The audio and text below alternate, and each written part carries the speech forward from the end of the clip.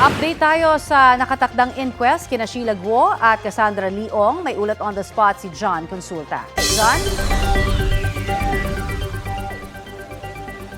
Connie, ayon sa ating pakikipag-usap nga dito kay NBI Director Jimmy Santiago, ay imbis na dalhin sa Department of Justice itong sina Cassandra Leong at si Sheila Guo, ay dito na lamang sa NBI gagawin nga itong inquest proceedings para nga una ay hindi magkaroon ng security preparations pa at sana maging mas simple na lang daw ang kanilang gagawing proseso sa pag-i-inquest sa kanilang dalawa.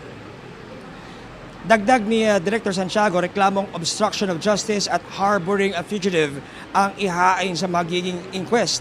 Kanina dumating din sa NBI ang dalawang abogado ni Cassandra Ong at si Attorney Stephen David para sa kanyang kliyente na si Sheila Guo. Dumating na rin ang isang prosecutor na siyang magpa-facilitate ng inquest. Inaasahang mamayang 12 noon, Connie, magkasagawa ng press conference si NBI Director Jimmy Santiago para ibigay ang detalye ng kanilang isasampang reklamo at update sa kanilang investigasyon.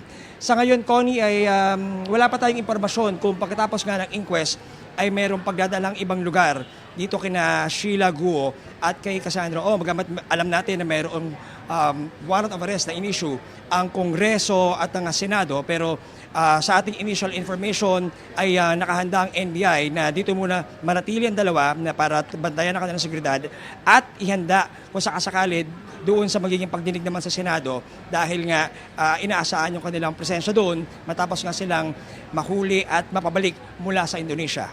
Connie. Maraming salamat, John Consulta. Kapuso, para sa mga maiinit na balita, mag-subscribe sa GMA Integrated News sa YouTube. Sa mga kapuso naman abroad, subaybayan nyo kami sa GMA Pinoy TV at sa www.gmanews.tv.